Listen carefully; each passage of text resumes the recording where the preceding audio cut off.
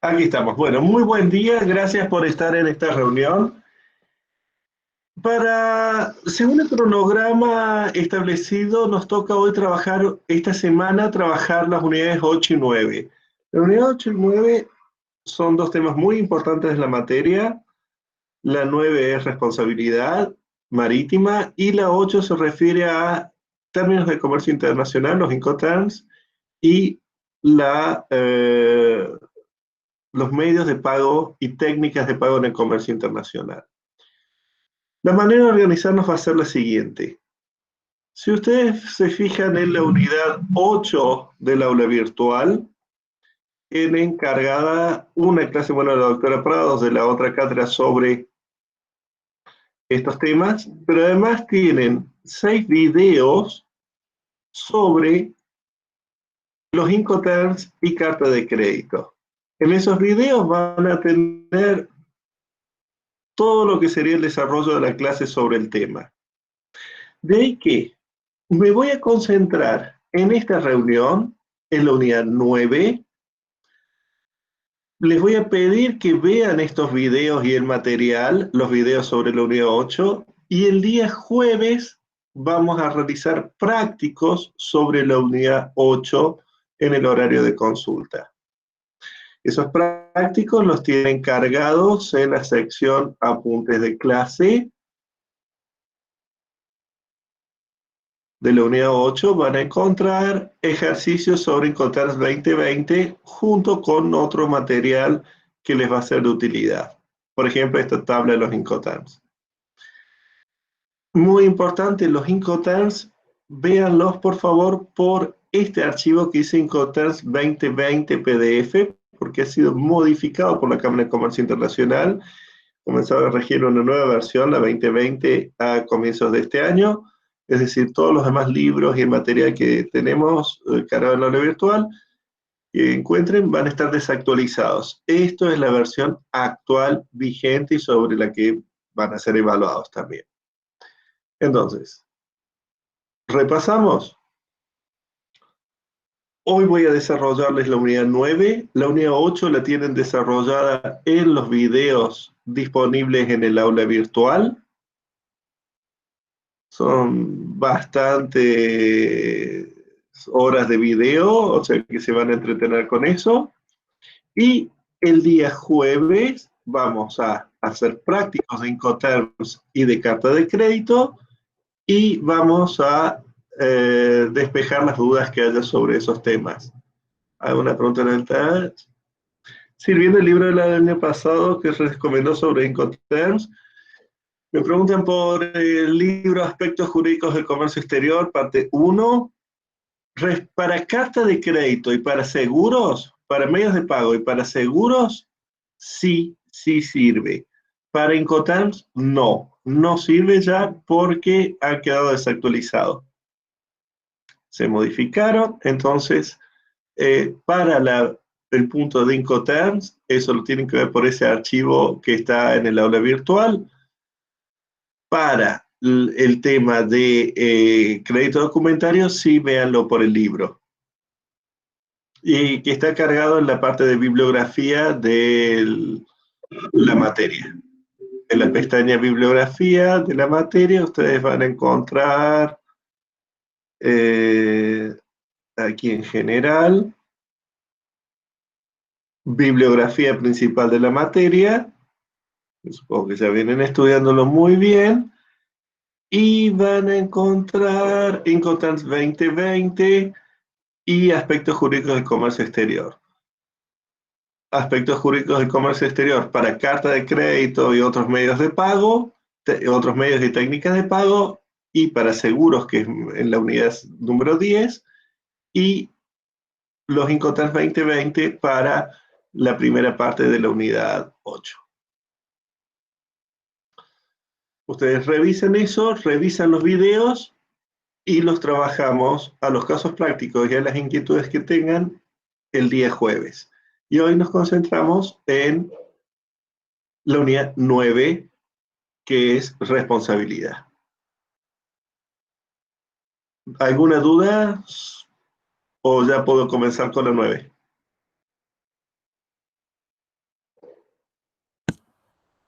No, profe. ¿Todo claro? Bien. Bueno, vamos a ver, es un ensayo de ver qué tal funcionan los videos y como apoyo de clase. Bien, ¿se ve el PowerPoint? Por favor, ¿me podrían confirmar si se está viendo un PowerPoint de responsabilidad del armador? Sí, profe. ¿Les dice sí? Bien, bueno, muchas gracias. La unidad 9 es una unidad bastante larga, vamos a trabajar la responsabilidad por transporte de cargas de pasajeros y de equipajes, tanto en ámbito nacional como en su regulación internacional, y también ciertos convenios especiales sobre, por ejemplo, responsabilidad por materiales peligrosos, carburos o buques nucleares. Junto con la de contratos, las unidades medulares de la materia. Es una unidad larga. Esta placa que tienen aquí, vamos a trabajar primero responsabilidad del armador y luego responsabilidad del transportador. Es para que concentren cuáles son los artículos más importantes que van a tener que trabajar en la ley de navegación. Van de 174 a 178. Esos los tienen que manejar muy, muy bien. Y ahora empezamos con el desarrollo. Lo primero que vamos a discutir es, y de manera rápida y breve, la cuestión de por qué hay limitación de responsabilidad del derecho marítimo. No siempre fue así. Ustedes saben que los primeros registros jurídicos sobre derecho marítimo los encontramos en el Código de Hammurabi, que la posibilidad es que vayan a París cuando sean abogados exitosos y no haya pandemia, van a poder verlo, al código. No había limitación en la antigüedad. Es algo que aparece en la Edad Media y a fines de la Edad Media empiezan a aparecer los sistemas de limitación. También tener presente una cuestión. Hasta entrado el siglo XX, lo habitual eran contratos de fletamento, no contratos de transporte. Directamente el comerciante fletaba la totalidad o parte de un buque. Al irse desarrollando en el mercado los contratos de transporte, va apareciendo un mayor interés en la limitación de responsabilidad, que en todo el mundo, es reconocida como un principio propio del derecho marítimo. ¿Recuerdan cuando hablamos de los caracteres y particularismos del derecho marítimo? Es reconocida como un principio propio del derecho marítimo. Fundada en, lo ven en la placa, de riesgos de mar, dividir los riesgos entre las partes interesadas en la expedición, bajar los costos de transporte. En realidad, la única justificación real, honesta y válida al día de hoy es respecto a los costos y respecto a tratar de lograr una indemnización aceptable frente a un riesgo de quiebra. Me explico. En la antigüedad, cuando ustedes zarpaban con Colón o los exploradores, hacia el 1500, no había cartas de navegación, en medio del mar les aparecía en las cartas un dragón o una serpiente gigante. Era decirles, mire, aquí hay algo, pero no sabemos qué es. Puede haber un enemigo, puede haber un arrecife, puede haber algo peligroso, así que usted vaya preparado como si fuera a enfrentar un dragón. Era razonable en esos tiempos de exploración y aventura que los cargadores que estaban participando del riesgo de esta exploración lo soportaran bajo un sistema de responsabilidad limitada del armador. No hubiera sido justo reclamarle a Colón si se le perdían unas aceitunas que hubiéramos cargado con destino a Japón o para vendérselas al emperador de Japón o al emperador de China. Si se perdían esas aceitunas, pedirle una responsabilidad integral, sin límite y demás. Habíamos asumido como cargadores una parte del riesgo. Creo que estamos en otro milenio con guías satelitales para los buques, es decir, esos riesgos no están presentes. Sí, un riesgo importante y es este. Supongamos que no tuviéramos limitación de la responsabilidad. Ah, hay un siniestro mayor, se pierde todo un buque o un crucero de pasajeros, mueren 4.000, 5.000 personas y vamos a reclamar. Y bueno, y vamos a reclamar y nos vamos a encontrar con que el resultado lógico y natural es que la compañía de navegación se vaya a quiebra. Y es más, puede diseñar su estructura de gobernanza. Haciendo eso, ¿se acuerdan cuando veíamos la cuestión de embargos? Los single ship companies. Es decir, una compañía distinta para cada buque. Conclusión, si ese buque vaya y cobre sobre esta compañía que era su único patrimonio el buque y que está miles de metros bajo el mar. ¿Qué va a cobrar? Nada, nada. Ustedes saben que una quiebra, si conseguimos el 20-30%, festejamos. Entonces, frente a esa realidad, buscar dar una indemnización que sea aceptable, que sea un piso, que usted sobre eso pueda tomar seguros en los cuales mejorar la situación del cargador frente a una situación de siniestro, en la medida en que tenga interés. Entonces, mantenemos los costos de los transportes bajos, permitimos que si hubiera un accidente haya al menos alguna indemnización y no tenga que terminar todo en una quiebra. Y con eso además logro el objetivo básico del derecho de la navegación, que era, ustedes recuerdan, con algunos bemoles, que el buque navegue. Entonces, sigue navegando la compañía, sigue habiendo un comercio y los cargadores o los damnificados van a recibir una indemnización. Que si se nos fuera quiebra la compañía de navegación, no tenemos ni buque, ni navegación, ni exportaciones, ni entrarían dólares, y además tampoco recibirían nada los damnificados, nada o casi nada. Vamos a ver que esto se ha encontrado una solución para daños, muertes o lesiones de pasajeros en derecho aeronáutico en el plano internacional. En derecho marítimo, no. Entonces, está considerada la limitación, mal que duela, empezando por mí, como un principio del derecho marítimo por la mayor parte de la doctrina aquí y en el mundo. Una pequeña revisión de los distintos tipos de responsabilidades que podemos tener. Ustedes saben que tenemos responsabilidad contractual, extracontractual, podemos tener sistemas de responsabilidad subjetiva y responsabilidad objetiva, directa por el hecho propio o indirecta por el hecho de terceros dependientes míos, y también tenemos responsabilidad de medio de resultado. Por ejemplo, las locaciones de obra no es la debida diligencia, sino un resultado útil lo que estamos buscando. Cuando miramos el régimen de responsabilidad del armador, vamos a ver que tenemos una responsabilidad directa, contractual, por todas las obligaciones contraídas por el capitán en lo relativo al buque. Pues si ustedes recuerdan por el artículo 201, el capitán es representante legal del armador y del propietario.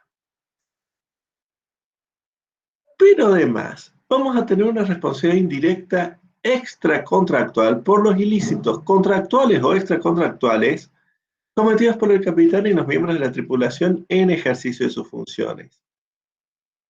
Se trata de una responsabilidad objetiva, basada en un riesgo profesional, es decir, riesgo provecho, no riesgo creado, sino riesgo provecho, que está asumiendo el armador al poner en el mercado y en actividad a esta compañía de navegación utilizando el buque. Entonces, por un lado vamos a tener responsabilidad directa contractual y por el otro lado una responsabilidad indirecta extracontractual. El núcleo de la responsabilidad del armador está tratado en el artículo 174 de la Ley de Navegación, que les plantea que el armador es responsable por todas las obligaciones contractuales contraídas por el capitán y por las indemnizaciones a favor de terceros que haya dado lugar por hechos suyos o de los tripulantes. No va a responder en el caso de que haya habido un fraude o una connivencia del capitán para generar este crédito.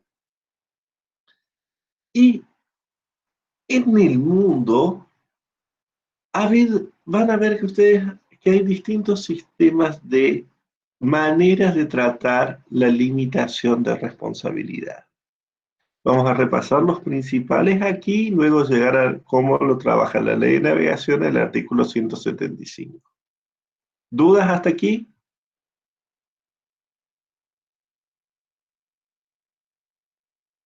¿O vamos bien?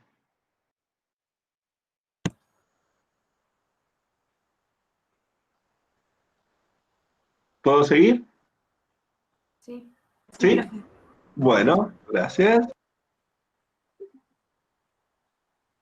Les decía distintos sistemas. Por un lado, el sistema llamado el sistema francés, que es un abandono del buque a favor de los acreedores. ¿Se acuerdan cuando veíamos modos de adquisición de la propiedad sobre los buques? Este es el famoso abandono de los acreedores.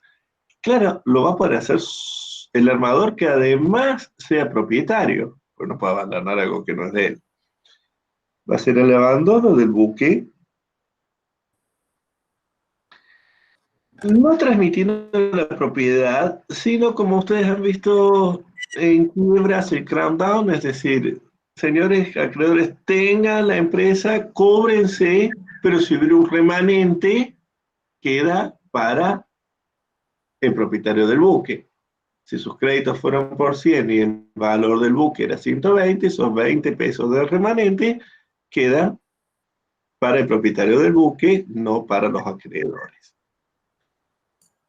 Ahora, abandonar el buque, cóbrense sobre el buque, tiene un problema muy serio. ¿Y si el buque se hundió? ¿Cuánto vale un buque que se encuentra 1000 metros bajo el mar? Incendiado, destruido. No vale nada. Es más, es un bien fuera de comercio, no es un bien económico. Porque para ser un bien económico tiene que ser, entre otras cosas, accesible. Es muy cómodo regalar como se hace cuando se ponen de novios o en romance. Te quiero regalar la luna y las estrellas. Te están regalando nada. Porque inaccesible no vale nada. Mejor regalarle un anillo de oro, pero no la luna o las estrellas. Eso es gratis. Entonces, no es un bien económico, su valor es cero. Se dan cuenta que nos puede llevar de un sistema de una responsabilidad limitada, el valor del buque, a algo absolutamente ilusorio, una responsabilidad cero en caso de una pérdida total del buque. No tienen de qué cobrarse, cóbrese de esto y el valor es cero. Cuidado con esto. Ustedes me dirán, bueno, pero el propietario, el armador está cobrando una indemnización, seguramente el buque está asegurado, no puede hacer una subrogación real. Ustedes recuerdan, por lo que él cobró en la indemnización por el seguro del buque, y en vez de cobrarme sobre el buque, cobrarme sobre esa indemnización. La respuesta es no. Esto lo vamos a ver en el artículo 175. Recuerden que vemos los privilegios no se extienden a la indemnización que cobra el propietario. Solo había dos créditos que se extendían, que eran el del acreedor hipotecario y vamos a ver cuando hubiera víctimas personales. El sistema francés no permite esa subrogación. El sistema alemán. El sistema alemán es un sistema basado en esa idea tan alemana de los patrimonios de afectación. Perdón, no sé si hay mucho ruido que me está entrando, una máquina o algo. Ahí está mejor, gracias. Patrimonios de afectación. Entonces, el buque es un patrimonio de afectación. El buque con, se le además sus créditos a favor y es una limitación que opera automáticamente y se cobra sobre ese patrimonio de afectación. Los acreedores de tierra del armador no pueden atacar a los buques, tienen que ir sobre su fortuna de tierra, y los acreedores por derecho marítimo tienen que ir a la fortuna de mar. Y nada más. Pero cuidado, no es a toda la fortuna de mar, porque si yo tuviera una flota con 10 buques, no puedo atacar a los 10 buques, solo al que fue afectado al viaje donde se produjo el siniestro. Es decir, no vamos al mismo problema. El sistema inglés, que es el que toma la Convención de Bruselas del año 57 como base, es lo que se llama un sistema forfatario. Va a establecer un límite en función de tantos pesos por tonelada de arqueo. Tantos pesos por tonelada de arqueo. Entonces, si el buque tiene 100 toneladas, la responsabilidad va a ser tanto. Si el buque tiene 30.000 toneladas, la responsabilidad va a ser tanto más en función de qué? De tonelaje de arqueo. Se cuenta que en principio le está diciendo embarquen en un buque de mucho tonelaje de arqueo porque es el que más va a poder responder.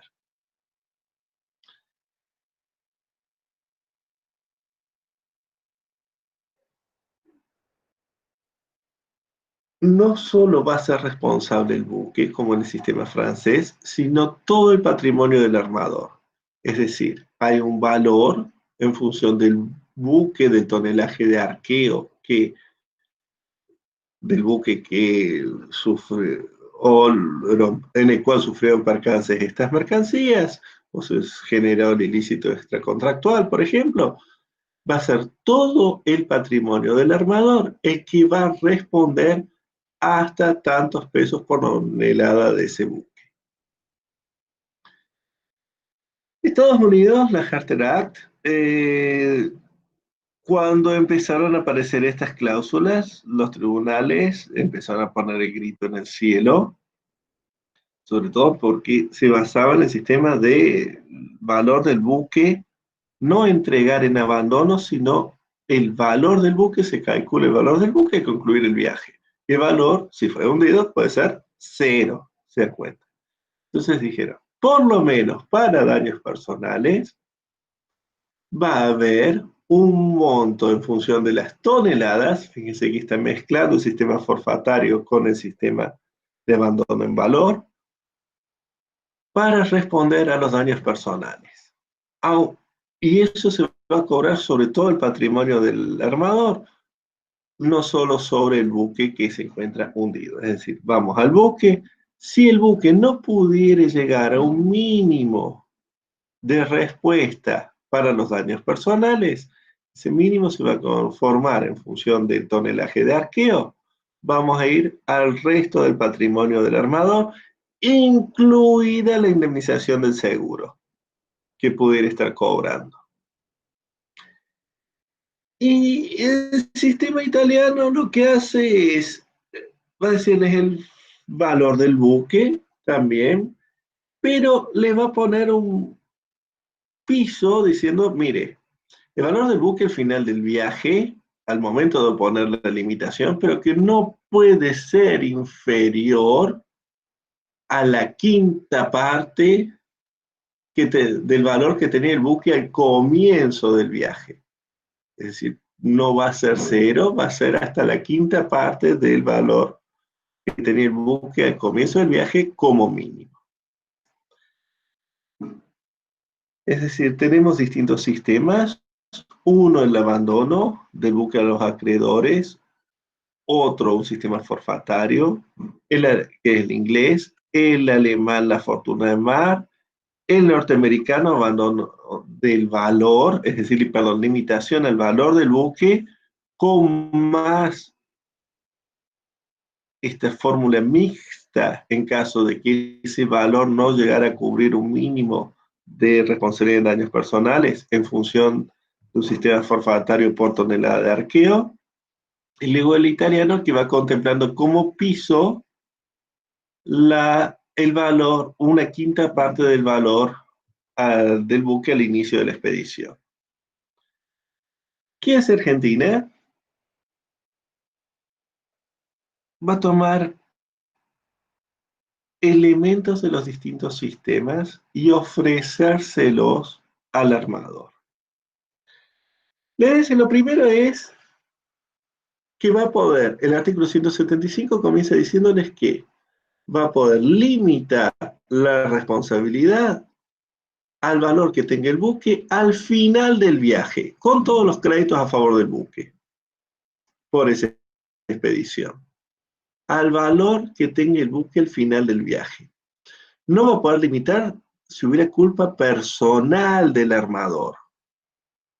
Piensen ustedes que el armador está en Buenos Aires y el buque puede estar operando a 10.000 kilómetros de distancia.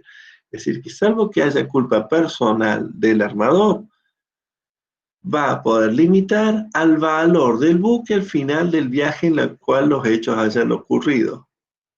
Si yo tuviera un viaje que termina hoy y otro que terminó el día 20 de septiembre y otro que terminó el 30 de septiembre, por cada hecho yo voy a fijar un valor distinto. Para los daños que se hayan producido en una expedición, vamos a tomar el valor del buque al cierre de esa expedición. Por los daños que se hayan producido en la expedición número 2, se va a tomar el valor del buque al final de la expedición número 2. Limita al valor al final de la expedición. Le da una alternativa a elegir el 175 y le dice, si el armador además fuera propietario, si el armador además fuera propietario, en vez de limitar al valor del buque al final de la expedición, va a poder abandonar el buque a los acreedores. La puesta a disposición de los acreedores, solicitando la apertura del juicio de limitación dentro de los 3 meses contados del fin de la expedición.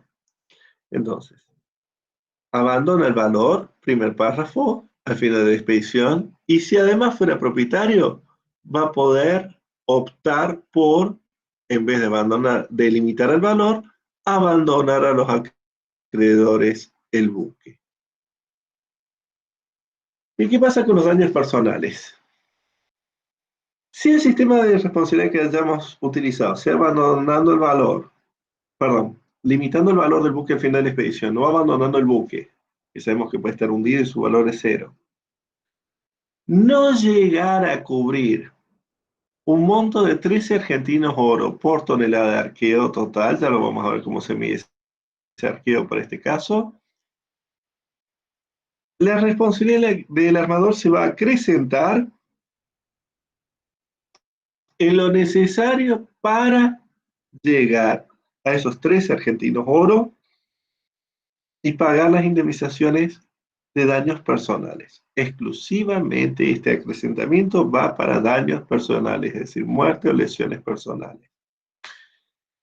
Y es el único caso en materia de responsabilidad, salvando, como le decía, la hipoteca, en la cual va a poder incluir en esta base, en esta prenda de los acreedores, que es el patrimonio del armador, va a poder atacar a la indemnización que está cobrando por el seguro.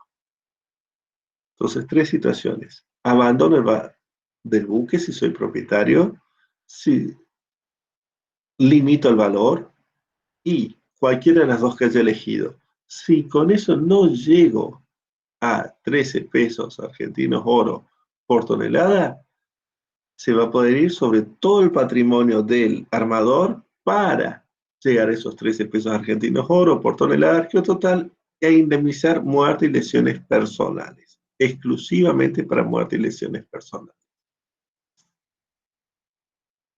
Dudas hasta aquí, porque es bastante retorcido el 175.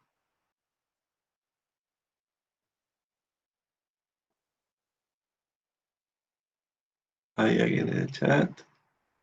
Sí, profe. ¿Dudas, por favor? Antes de avanzar más allá del 175. Sí, sinceramente no entendí mucho el 175. Bueno, ¿quién estaba preguntando? Lucía Jordan. Señorita Lucía, mucho gusto. Mire, tenemos, lo pongo en pantalla de vuelta.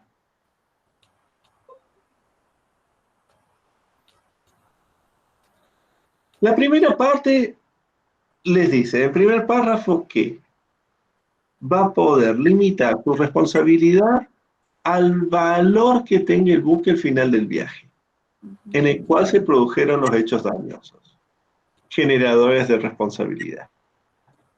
¿Hasta ahí va bien? Sí.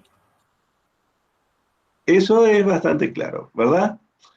Luego, si además de ser armador fuere propietario, va a poder hacer como el sistema francés.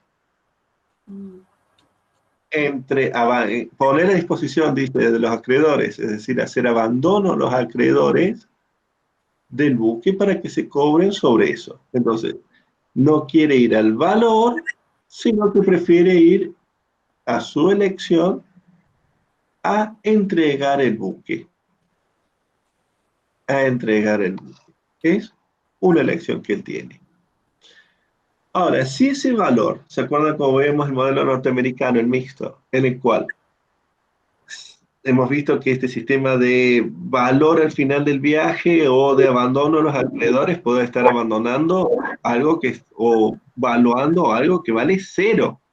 ¿Cuánto vale un buque hundido 1500 metros bajo el mar? Vale cero. Entonces, sea por el primer párrafo de 175 o el segundo párrafo de 175, no va a pagar nada por ningún concepto. Lo que en este tercer párrafo les dice la ley de navegación es que, siguiendo el modelo norteamericano, si hubiere víctimas personales, las víctimas personales hay que indemnizarlas de una manera diferente, y es, si el valor del buque no alcanzara a 13 pesos argentinos por tonelada, hay que llegar a los 13 pesos por argentinos por tonelada y aplicarlos a indemnizar a estas víctimas personales. ¿Y de dónde sale el dinero para llegar a esos 13 pesos argentinos oro por tonelada de arqueo? Y va a salir de todo el patrimonio del armador. ¿Cuándo juega este tercer párrafo? Sí, habiendo víctimas personales, el valor del buque al final de la expedición no fuere suficiente para cubrir 13 argentinos oro por tonelada. Supongamos que una persona en un crucero que tiene 30.000 toneladas sufre un daño, un accidente, es evidente que el valor del buque al final del viaje va a ser suficiente para indemnizar a esa persona. Pero si se hubiera hundido el buque, no hay manera de dar una indemnización mínimamente razonable, porque el valor del buque al final del viaje es cero. O aún si se lo entrega a los deudos de esta persona, mire, tengan el buque, saquen los remates ustedes. ¿Pero qué lo voy a sacar remate si vale cero si está en el fondo del mar? Entonces, para que esas personas no queden tan indefensas, se fija entonces este artículo tercero, que si no alcanzar el valor del buque a 13 argentinos oro por tonelada, utilizando todo el patrimonio del armador, ahí vamos a acrecentar hasta esa cifra de 13 argentinos oro por tonelada. ¿Se comprendió un poquito mejor? Sí, sí, sí. ¿Sí? Sí. Sí, sí. Segura, segura. ¿Alguien más tiene dudas, por favor? Porque este es el buen momento.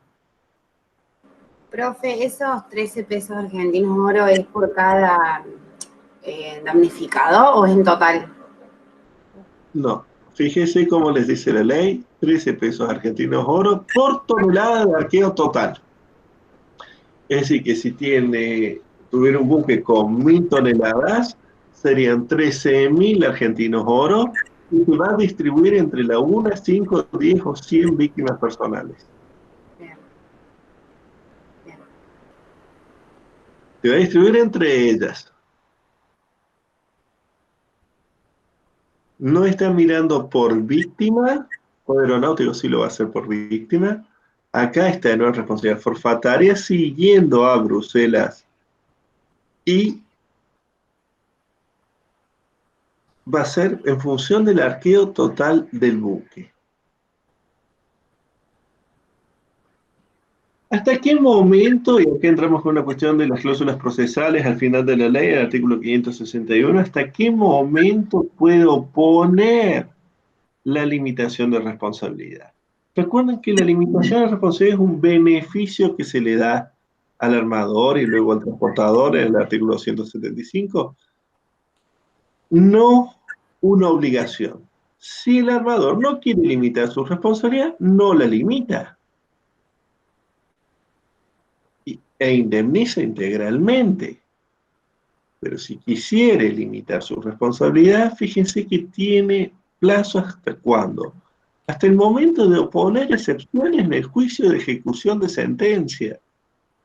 Es decir, ya estuvo el juicio, se resolvió, se va a ejecutar la sentencia. Al momento, hasta ese momento de la ejecución de sentencia, cuando opone excepciones, hasta ese último momento puede presentarles la limitación de responsabilidad.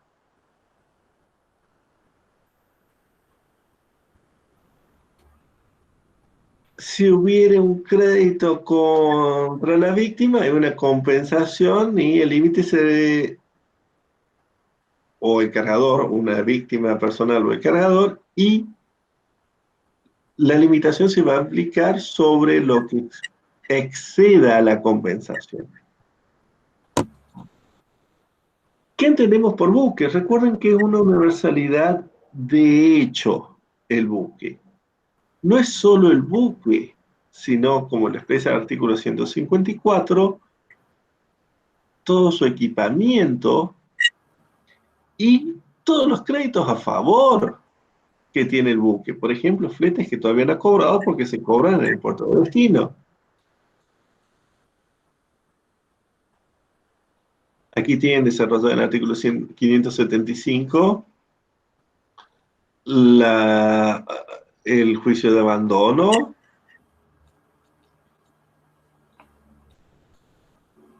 ¿Y cómo vamos a aplicar la limitación? Esto lo tienen que enlazar a la cuestión de privilegios que habían visto.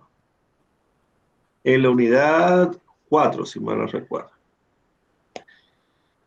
El artículo 179 nos establece que el monto de la limitación del tercer párrafo, es decir, los 13 argentinos oro, se aplica al conjunto de los créditos originados por el mismo hecho.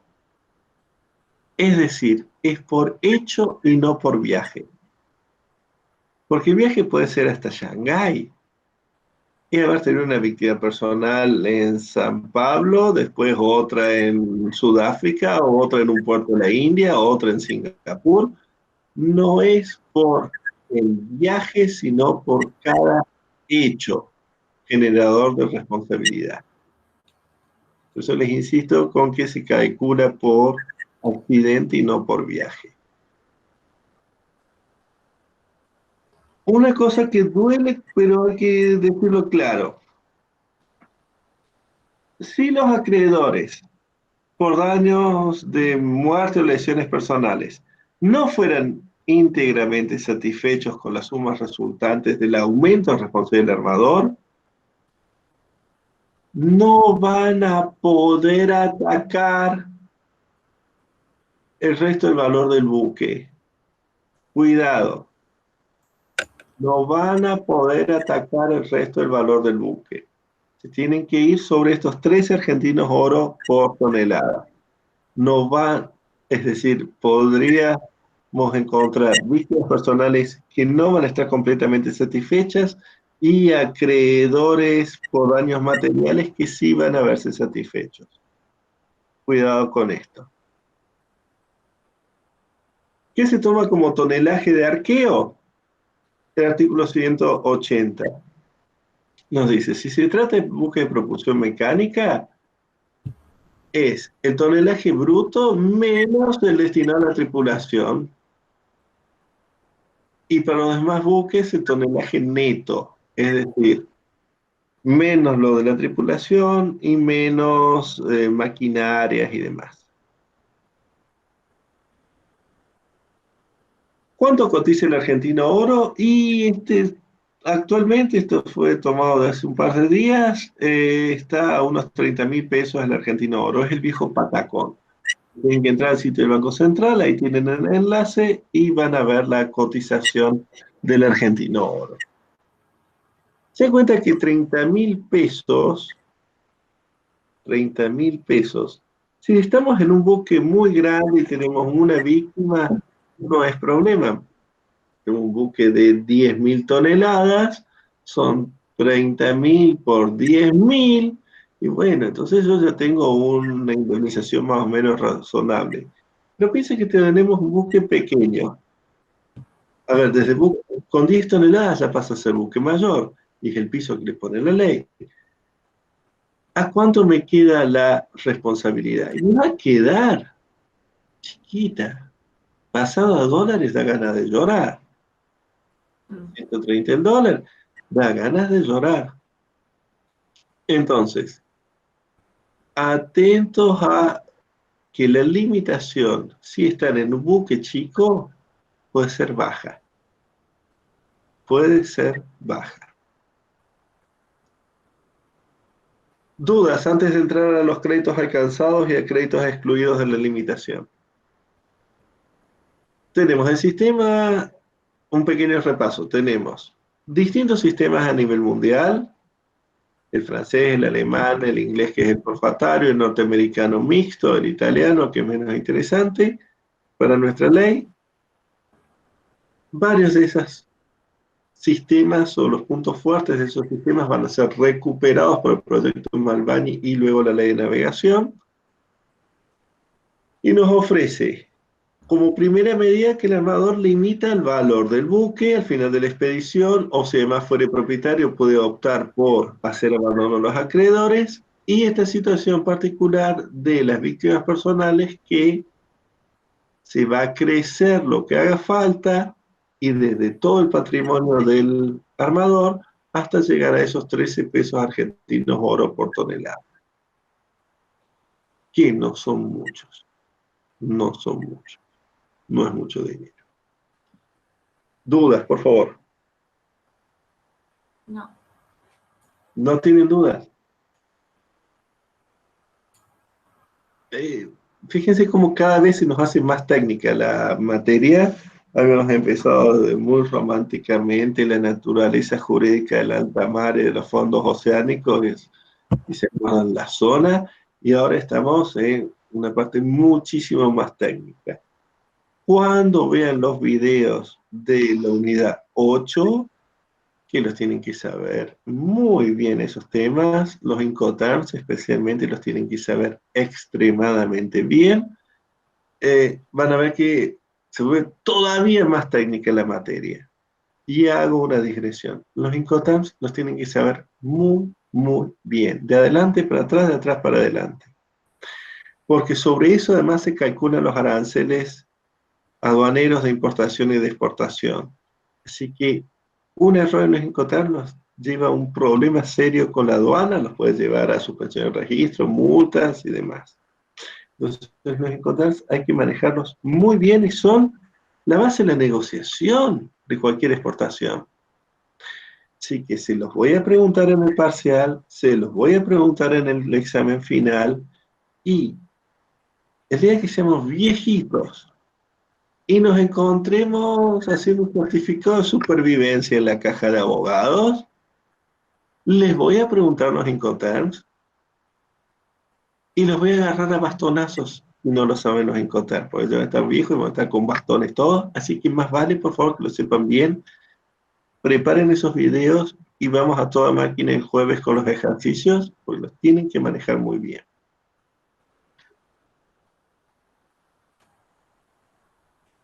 No hay dudas sobre el tema. Avanzo entonces sobre el artículo 177 de la ley. El 177 nos dice qué créditos están alcanzados por la limitación, y le empieza diciendo muertos, lesiones, pérdida de bienes y derechos, La responsabilidad, si ustedes recuerdan, por restos náufragos. Y en definitiva, ese párrafo que se los puso en rojo puede ser invocado aún en el caso de la responsabilidad derive de la propiedad, posesión, custodio, control del buque, cualquier situación, salvo la culpa propia o de los dependientes de su empresa de tierra. Es decir, en cualquier situación que sea responsable el armador, él va a poder invocar el artículo 175. ¿Cuándo no va a poder invocarlo? Cuando es culpa propia, no le permite limitar si es culpa propia personal de él o de sus dependientes de tierra porque los tiene bajo supervisión directa. Bueno, que a la primera y segunda placa habíamos hablado de las causales, de las razones de justificar una limitación de responsabilidad. Y entre esas, si ustedes revisan, habíamos visto el problema del control, de la supervisión, que estamos teniendo una responsabilidad indirecta por el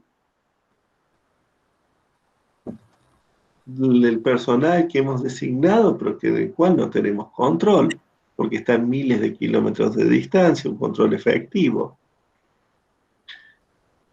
El artículo 178 nos va a mencionar cuáles son los créditos excluidos del sistema de limitación de responsabilidad del 175. El primero es asistencia y salvamento. Luego viene avería gruesa, que es el hechazón. Ya vamos a ver más detalles sobre avería gruesa en la unidad 10, pero para que ya tomen una idea, era, por ejemplo, tengo que aligerar el buque en una tormenta, entonces empiezo a tirar mercancías por la borda para aligerarlo. Eso se llama avería gruesa. Gastos o daños realizados por el capitán, por decisión del capitán, para el beneficio de toda la comunidad de viaje. Aquella persona cuyo contenedor le tiraron al mar, y que eso permitió que el buque y el resto de los contenedores de otros cargadores llegaran bien a destino, se encuentra en una situación de estar sufriendo solo el perjuicio. Y no, ese perjuicio, vamos a ver que se va a soportar en conjunto por todos los miembros de la expedición. Y la asistencia y salvamento es una cuestión humanitaria. Queremos alentar a la asistencia y el salvamento. Entonces no va a haber limitación de responsabilidad del artículo 175.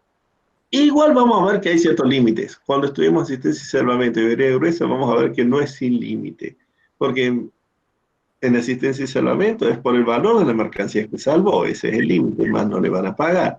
Y en la avería gruesa vamos a ver una fórmula de cálculo de la contribución de avería gruesa, es decir, que no es que viene limitada, sino que es un sistema al cual no vamos a aplicar el 175, pero vamos a aplicar otras normas específicas.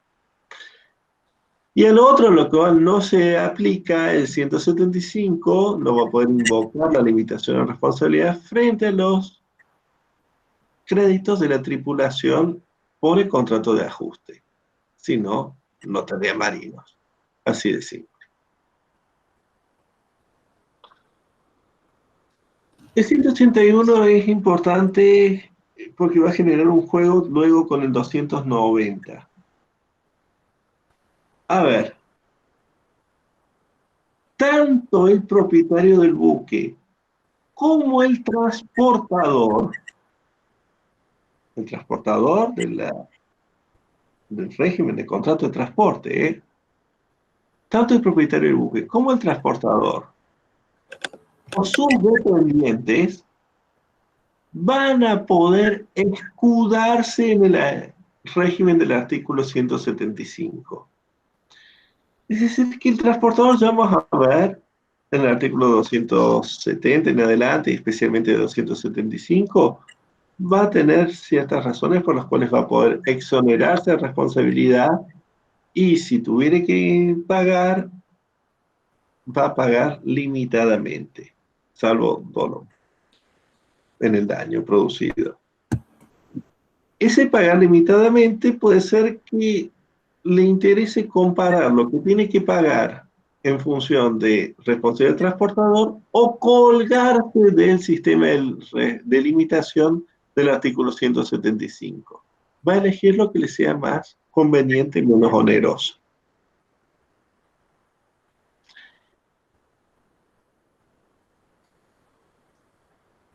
Vamos a ver que una limitación cuando la persona accionada sea capitán o miembro de la tripulación, vuelvo, salvo que hubieran actuado con dolo.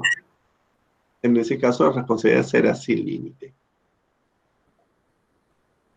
Una cosa que la ley posiblemente sea una falla en la ley, algunos lo consideran así, no otorga esta posibilidad de limitar por el 175 al fletador que no es transportador, es decir, el fletador a tiempo. Cuando utilice el buque con fines propios no lucrativos. Si lo utiliza para realizar transportes, sí va a poder limitar. Pero si lo utiliza para transportar, por ejemplo, mercancías propias y demás, o usos deportivos, así, no va a poder limitar. Eso es una cuestión especial de 181 por las personas a las que menciono. ¿Dudas? Dudas. Fíjense, son pocos artículos. 174, 175, 177, 178. Los más importantes. ¿Cómo los vamos a hacer jugar? Es lo difícil. ¿Dudas? Escucho. No. Profe, entonces, cuando hay culpa o hay dolo, no se aplica, digamos, la limitación de la responsabilidad. Cuidado.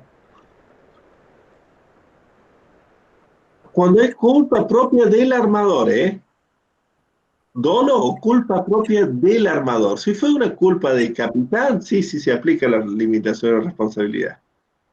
Es culpa propia del armador o dolo del armador. Es una falta náutica, por ejemplo. Claro que va a limitar. Claro que va a limitar. Es culpa propia o dolo del armador. Ahí no va a poder limitar. ¿Quedó más claro? Sí, profe, gracias. ¿Sí? ¿Otras dudas?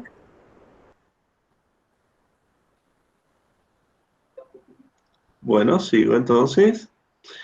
Tenemos una serie de convenciones que las voy a ir pasando lo más rápido posible. A ver.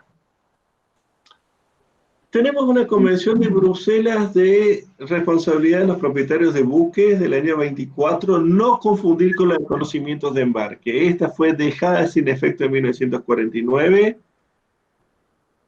Un sistema de responsabilidad forfatario para víctimas personales y al valor del buque para mercancías. La que es la estándar en el mundo es la de Bruselas del 57, que no fue ratificada por la Argentina, pero que es la base de la ley de navegación y que pasó a un sistema forfatario. Y luego, más modernamente, que no están ratificadas por la Argentina, tenemos el convenio de 1976 y su protocolo de 1996, que eleva muchísimo los límites de responsabilidad. Y si ustedes se fijan, 330.000 derechos especiales de giro. El derecho especial de giro es una moneda de cuenta del Fondo Monetario Internacional, armada en función de una canasta de monedas convertibles a oro. Y más o menos, para redondear, está un derecho especial de giro equivale a $1.40, $1.42. Es decir, se sube el límite de responsabilidad.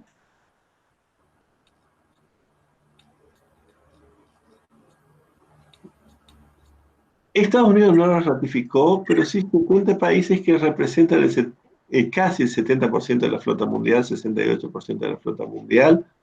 Es decir, es la convención estándar en el mundo. Argentina no ha ratificado esta convención. Luego tenemos la Convención sobre Buques Nucleares de Bruselas del año 62. ¿Qué va a hacer? Recuerden ustedes que hay buques de propulsión nuclear, submarinos, portaaviones, normalmente son los militares, pero también podría haber buques privados. ¿Y cómo va a ser la responsabilidad? Objetiva y responsabilidad del armador. Va a ser limitada. Va a haber una responsabilidad subsidiaria del Estado que otorgó el pabellón a este buque. Pues si ustedes se fijan, primero no está en vigor y los países que la han ratificado son menos de una decena y ninguno con grandes flotas, salvo los Países Bajos. Respecto a contaminación, tenemos una convención de 1972, no son solas, y luego la del 74, y en función de esta del 70, que es la de seguridad, respecto a la convención del 72, se ha generado una versión más moderna a través del Protocolo de Londres de 1996. Argentina es parte de la Convención del 72, pero no del Protocolo de 1996. Aquí tienen el mapa de los países. Los que están en amarillo son los del 72. Los que además del 72 adhirieron al Protocolo del 96 son los que están en verde. Y vamos a la responsabilidad por hidrocarburos. Para este tema tienen un muy lindo video explicativo del doctor Chami, cargado del titular de la UBA, cargado en el aula virtual. A modo de resumen, lo importante es que se trata de una responsabilidad objetiva del propietario del buque, y lo que tenemos es, Argentina es parte de esta convención, y lo que tenemos es un fondo, el fondo FIPOL, que se va, a medida que usted como país va recibiendo combustible transportado por vía marítima, va a tener que ir haciendo aportes a ese fondo, y ese fondo lo lleva a que una vez, supongamos que tenemos una indemnización que hay que pagar por $1.000 millones, el armador podrá, el propietario podrá pagar $10 millones, él y su compañía de seguros, y el resto, ¿cómo viene? Bueno, va a venir el fondo y va a cubrir hasta $280 millones.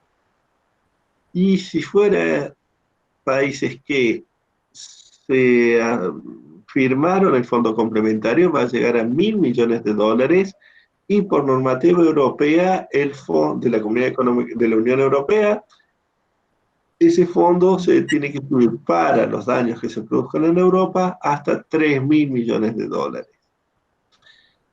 Es decir, que hay una indemnización importante a través de este sistema de fondos. Aquí tienen los países signatarios. Argentina es parte.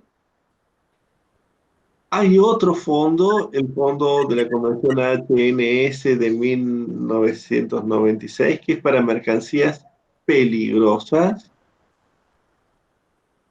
por ejemplo, pesticidas, químicos y demás. Hay un primer estrato de responsabilidad, un primer nivel, que es el de propietario del buque, y después entra a jugar el fondo, el mismo esquema que el del fondo FIPOL. Y aquí el fondo va a poner una indemnización suplementaria al propietario del buque para llegar a los valores buscados de responsabilidad. Se sigue habiendo un límite que es el compromiso que realice el fondo, pero no es solo ya el propietario del buque, sino que se ha colectivizado el riesgo a través de la generación de este fondo al que aportan todos los países que reciben mercancías peligrosas. Esto como una breve reseña de tratados internacionales sobre ciertos tipos específicos de riesgos. ¿Dudas?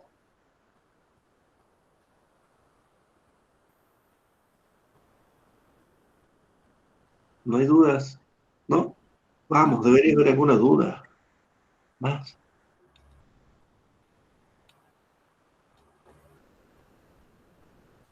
Yo tengo una duda, si no los he logrado dormir o todavía están despiertos. Ahí estamos. Están. Están pensando que arquitectura es una buena opción de carrera. Están. Bien. No. Sí, estos son los momentos en que se pone a prueba su vocación de abogado. Los reconozco.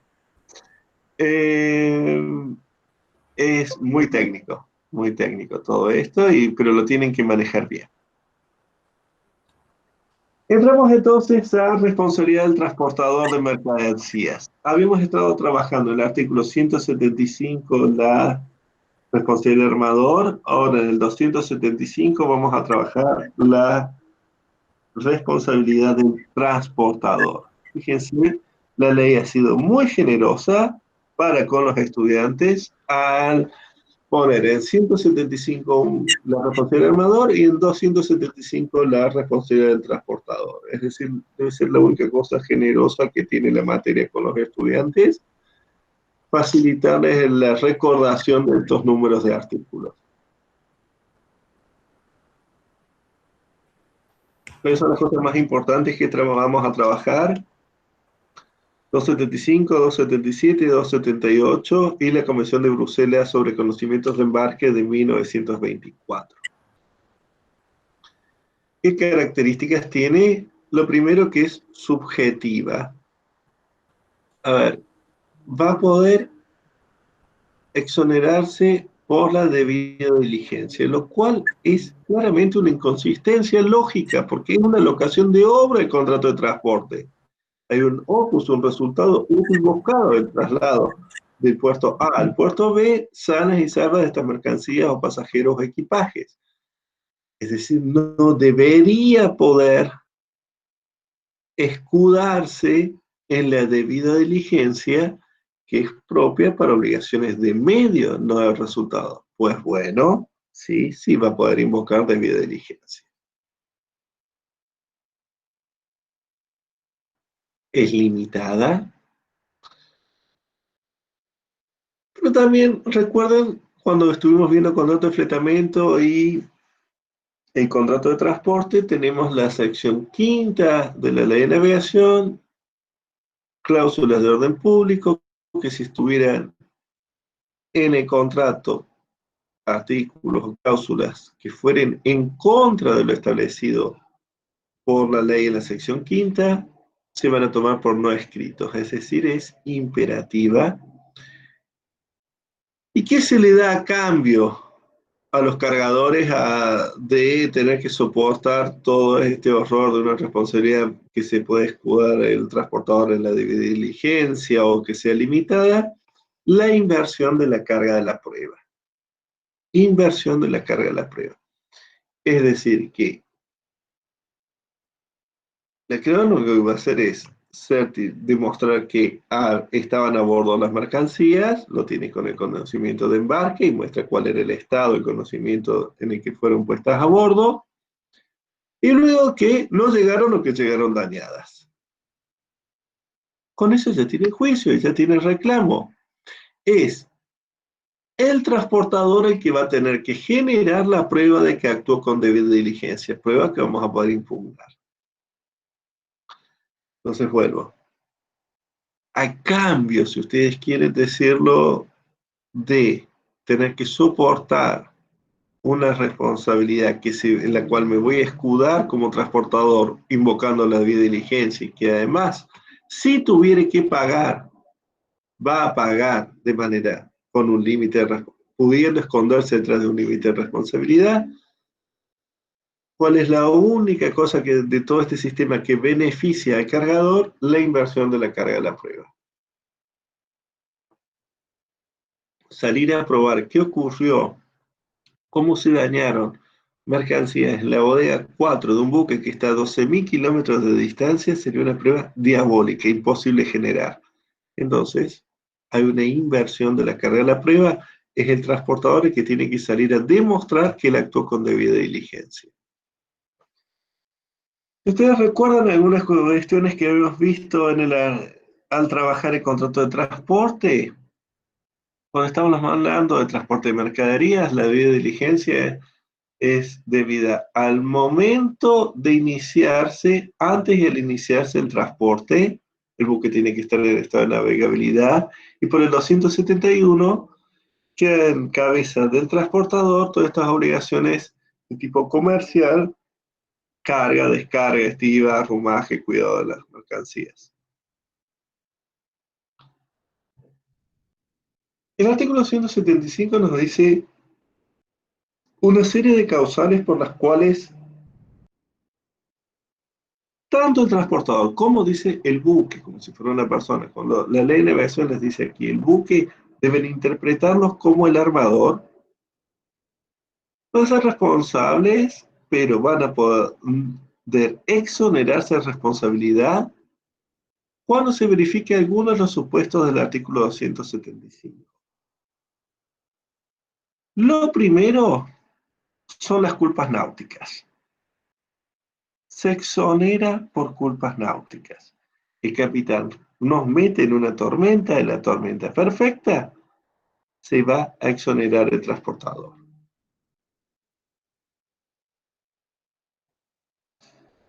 Una cuestión muy interesante de un fallo de cámara de hace unos 40 años ya, se refiere a esto.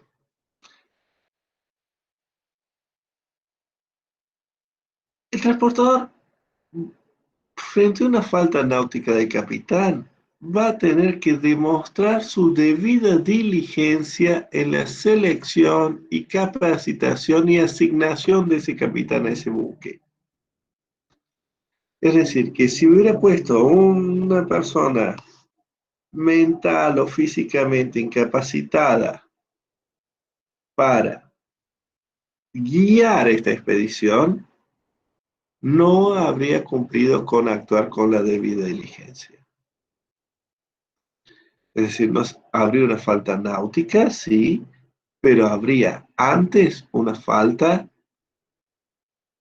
en su obligación del artículo 270 de poner al buque en estado de navegabilidad al inicio de la expedición. El artículo 275 en su inciso B les habla del incendio. El incendio, fíjense que va a tener es una categoría muy especial en este 275. Dice, salvo que sea causado por culpa o negligencia del transportador, armador o propietario del buque.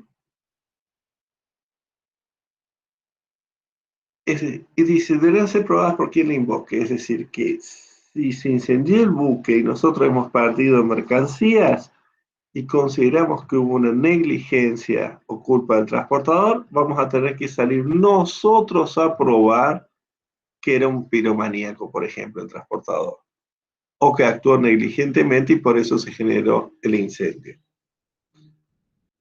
Riesgos y peligros que siente el mar. A ver, el mar es un ambiente hostil, naturalmente hay riesgos y peligros, pero no estamos hablando de cualquier riesgo de los que normalmente se asumen o peligros que normalmente se enfrentan, sino peligros de una naturaleza y condiciones y características tales que un buque se puede encontrar en problemas de soportar. Por ejemplo, tormenta grado 5. Caso fortuito, fuerza mayor, hechos de guerra, puede ser guerra civil también, no hace falta una declaración formal de guerra. Hechos de enemigos públicos, pueden ser piratas, pueden ser ISIS, organizaciones terroristas, por actos del príncipe, el inciso G, o por cuarentenas, en realidad debería quedar subsumido este inciso H en el G. Ahora, cuidado, la cuarentena, y que nos afecta tanto con la cuestión de COVID-19, el coronavirus, no debe haber sido originada por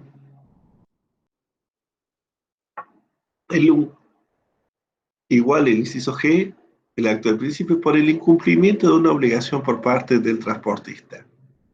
Por ejemplo, si no se prestó la visita sanitaria.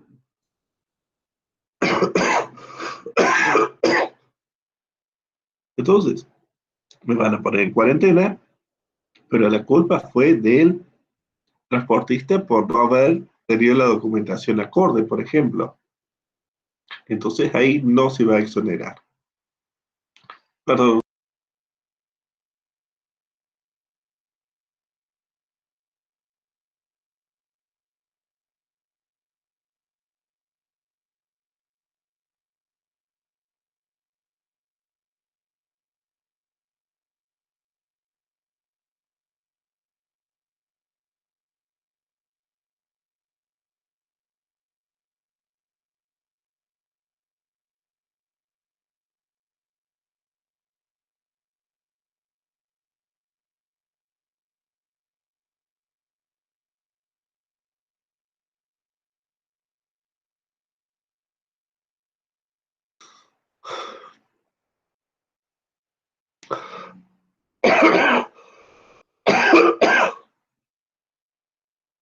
Perdón. No me aguanta 2 horas seguidas la garganta. Disculpe. Gatos. ¿Me están oyendo bien? ¿Sí? Sí, profe. Sí, gracias. Entonces seguimos.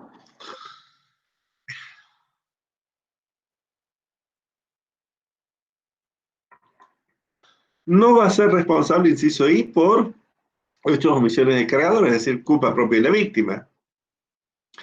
Por huelgas, cierres patronales, paros, es decir, se me puso de huelga el puerto, no pude entrar, tumultos, conmociones o revoluciones. A ver, cuando se trata de distinguir cuál es la diferencia entre un tumulto y una conmoción, puede ser bastante difícil y no tiene mucho sentido. Esta Comisión de Bruselas del 24 se armó en función de lo que eran los conocimientos de embarque, las cláusulas que venían en los conocimientos de embarque más habitualmente utilizadas hacia fines del 1800, principios del 1900.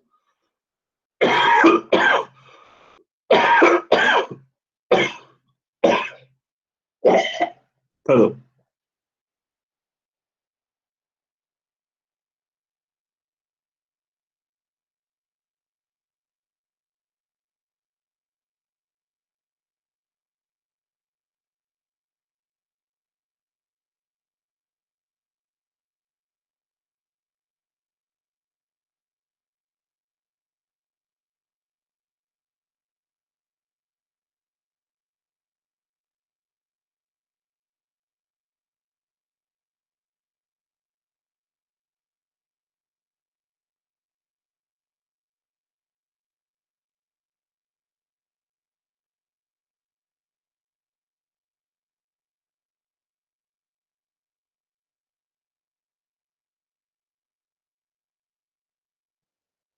Bueno, acá sigo. Aquí estoy con la tostosuda. Bueno, sigue este artículo, vicios ocultos, insuficiencia del embalaje, merma natural, por ejemplo, perdió peso por esta mercancía, por ejemplo, maíz durante la expedición, porque perdió humedad. Es decir, todas situaciones lógicas, el cargador no marcó adecuadamente. Y luego de toda esta lista que parece muy exhaustiva, llegamos al inciso O. Nos dice, y se va a exonerar por cualquier otra causa que no venga de su culpa o negligencia o de sus agentes o subordinados. Es decir, que si no hubo culpa de negligencia, el transportador no paga.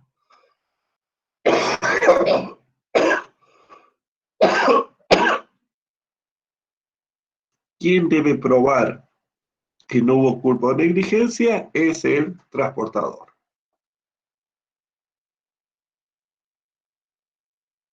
Por supuesto, van a tener la posibilidad de contestar esa prueba si consideran que no es suficiente la explicación que da el transportador. El cargador, artículo 176, va a responder en todo daño que sufra el buque y el transportador por que provenga de su culpa o negligencia. Y ahí no tiene limitación de responsabilidad. ¿Cómo se indemniza? Hay que tomar primero que nada el valor de las mercaderías, artículo 177, es el valor de mercaderías en el puerto de destino, no en el de origen. Ahora, si estamos exportando, están más caras en el puerto de destino que en el lugar de origen, por eso exportamos. Se toma el valor del puerto de destino, de la descarga. ¿Y cómo se va a limitar el artículo 278? 400 argentinos oro por bulta o pieza, por bulto o pieza, perdidos o averiados. La unidad de flete, por ejemplo, si fuera trigo, y lo calculamos el flete por toneladas. Entonces sería 400 argentinos oro por tonelada.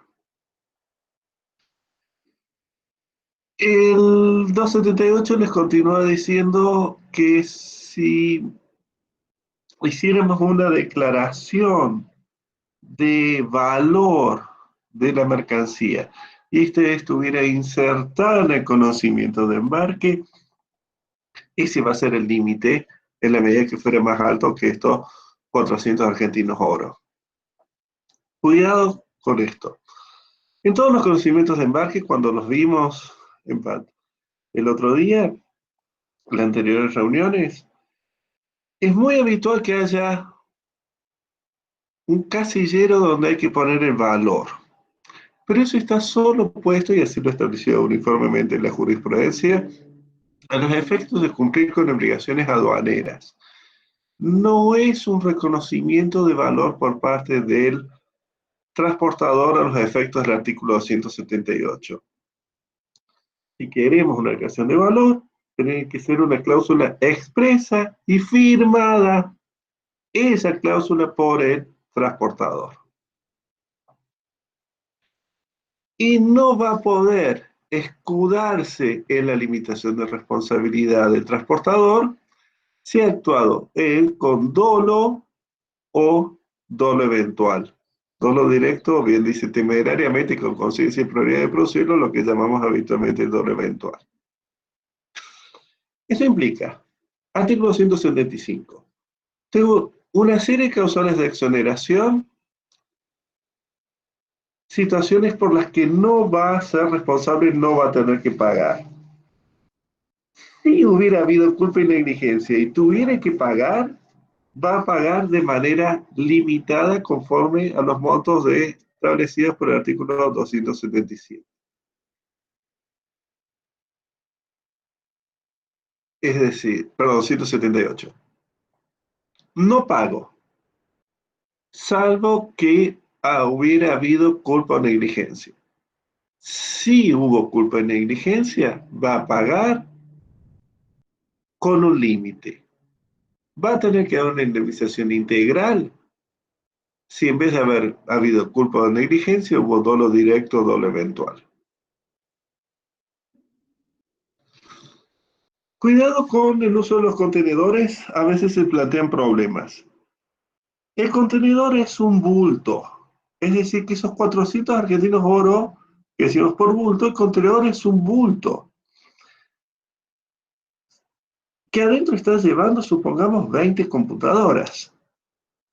Si yo no describí en el conocimiento de embarque las computadoras que estoy llevando adentro del contenedor, lo único que va a responder es por un bulto, que es el container, el contenedor.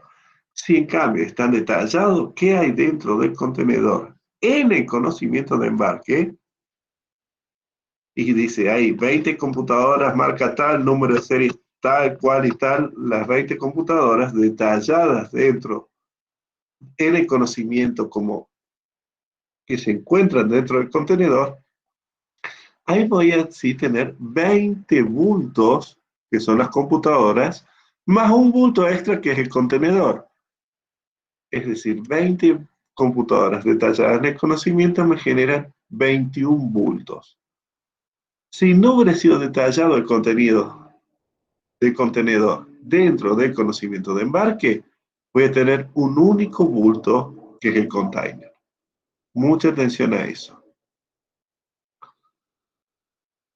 Ahora el artículo 290, miren esto. Si el dependiente hubiera actuado con dolo, por ejemplo, lo que se llama daño por baratería, hubiera actuado dolosamente, por ejemplo, para robar, para hacer un daño por su propia voluntad a una mercancía, ese dependiente no va a poder escudarse en la limitación de responsabilidad. Pero el transportador sí. Es decir, vamos a tener un reclamo sin límite contra el dependiente, pero respecto al transportador, vamos a encontrarnos con el límite de responsabilidad. No va a responder el artículo 279 del transportador si lo que hubo fue una falsa declaración del cargador. Por ejemplo, declaré que estaba llevando Virome Vic y estaba llevando lapiceras Montblanc, que hizo una falsa declaración para evadir un control aduanero, y bueno, eso no va a y si el perdieron esas Montblanc, no va a responder. Cuando veíamos la sección quinta, y esto es un recordatorio, habíamos visto que toda cláusula que estableciere causales de exoneración, otras que ya esa larga lista que trae los 175, o que estableciera un límite de responsabilidad más bajo, o que estableciera que el beneficio del seguro de la mercadería termine siendo cedido de una forma u otra al transportador, se consideran nulas, no escritas. ¿Dudas hasta aquí?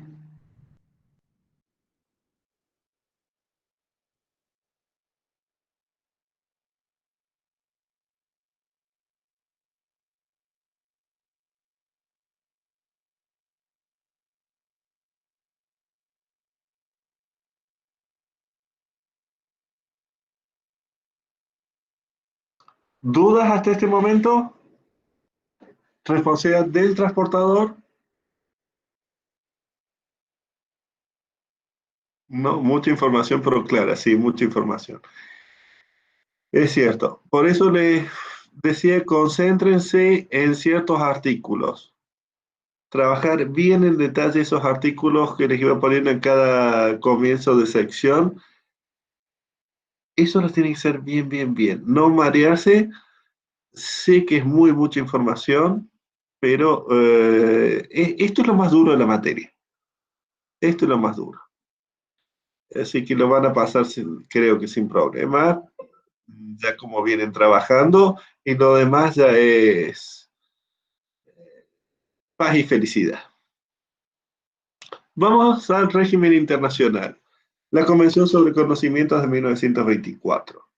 Hemos visto la ley de navegación igual, siguiendo la Convención de Bruselas, excluye animales vivos y mercancías puestas sobre cubierta de conformidad con el transportador, con el cargador. Por eso no se generan conocimientos de embarque, sino seaway bills. Igual que nuestra ley, porque sobre ella se basa nuestra ley, distingue las culpas náuticas de las culpas comerciales, y las causas de exoneración de responsabilidad son las mismas que vemos en el artículo 275. El límite de responsabilidad es de 100 libras esterlinas oro por bulto o unidad de flete. Argentina ratificó la Convención de 1924, que recibió ciertas pequeñas enmiendas en 1968. Esas enmiendas no fueron ratificadas por Argentina, pero sobre esas se redactó la ley de navegación. Es decir, que lo que estamos viendo en la ley de navegación es la Convención de Bruselas con más sus enmiendas de 1968. Más modernamente, en la búsqueda de un sistema superador de Bruselas de 24, van a venir las reglas de Hamburgo, con montos de responsabilidad más altos, ya expresados en derechos especiales de giro. Reciben muy pocas ratificaciones, ninguna potencia naval ha ratificado las reglas de Hamburgo. Y más modernamente también, y que han causado mucho ruido también en Córdoba, hay libros que se han hecho sobre las reglas de Rotterdam, que entre otras cosas eliminan las faltas náuticas como causal de exoneración. Bueno, llevan 10 años y lo único que han recibido son las ratificaciones en 4 países africanos más España, que fue la anfitriona. Es decir, no son norma vigente. Lo vigente es Bruselas de 24. Bueno, hemos estado viendo qué pasa con las mercancías. Vamos a ver con personas y equipajes. Tenemos el artículo 330, muerte de lesiones personales, y el 331, el sistema de limitación de responsabilidad.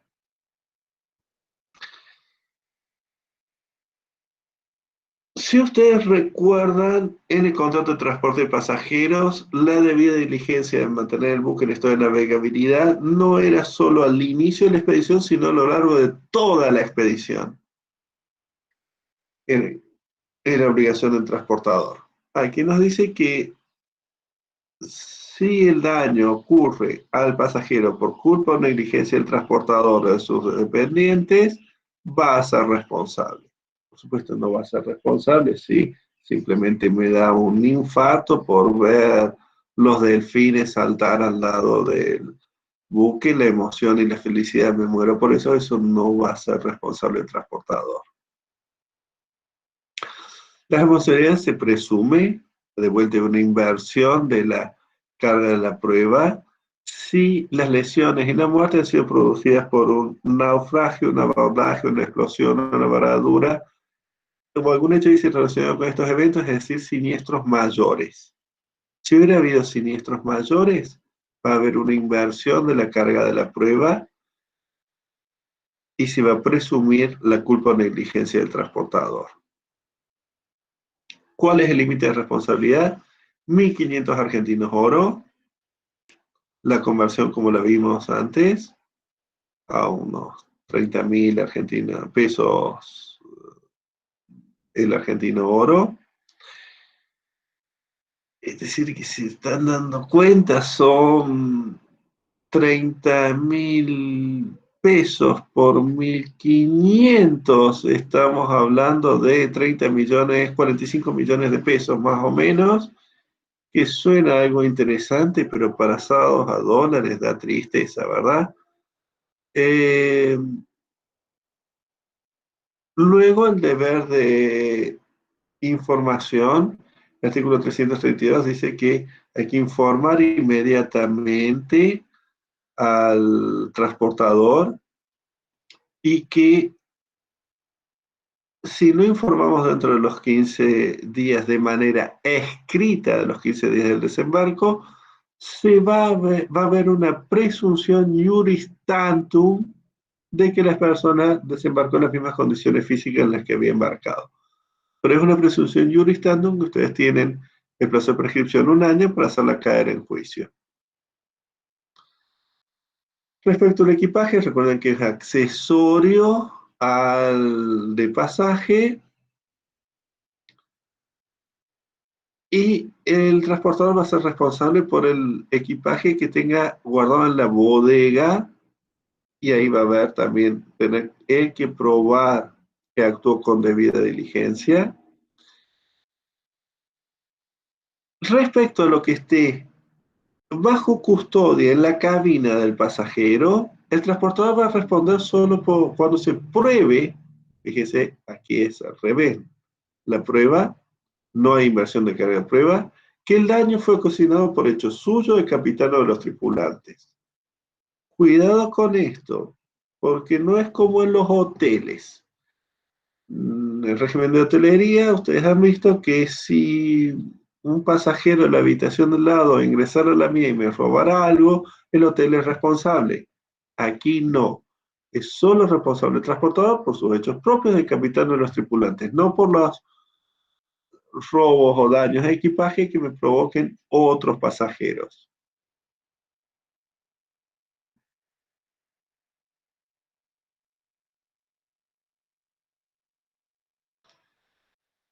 Luego, los límites, 150 pesos para los equipajes de bodega o los equipajes de cabina, más les pone algo especial, les reduce cuando es transporte fluvial. Y el último párrafo se refiere a vehículos. Recuerden, sobre todo en los ferries, se están transportando vehículos también, es lo normal.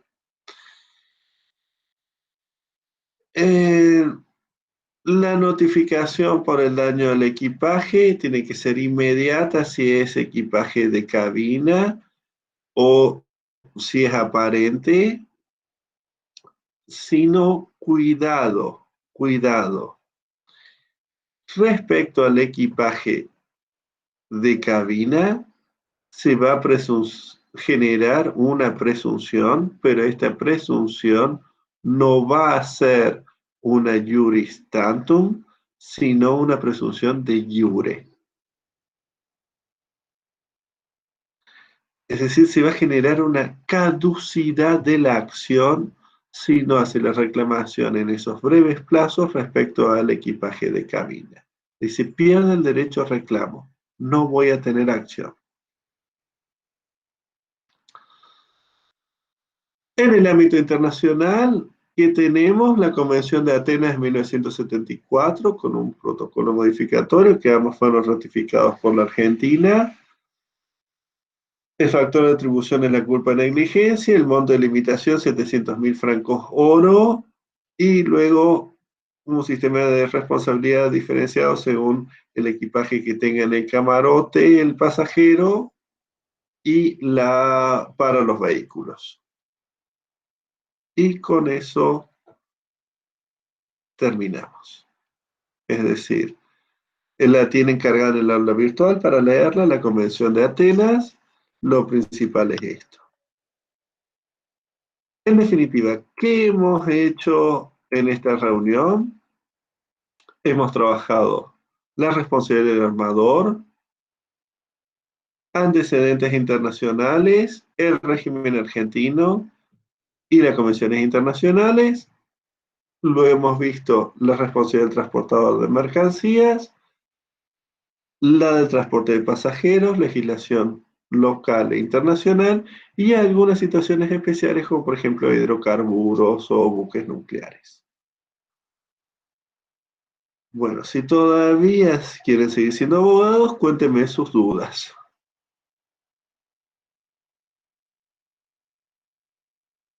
¿Van bien? Me dice uno ahí. ¿Siguen bien todavía? Dudas, vamos.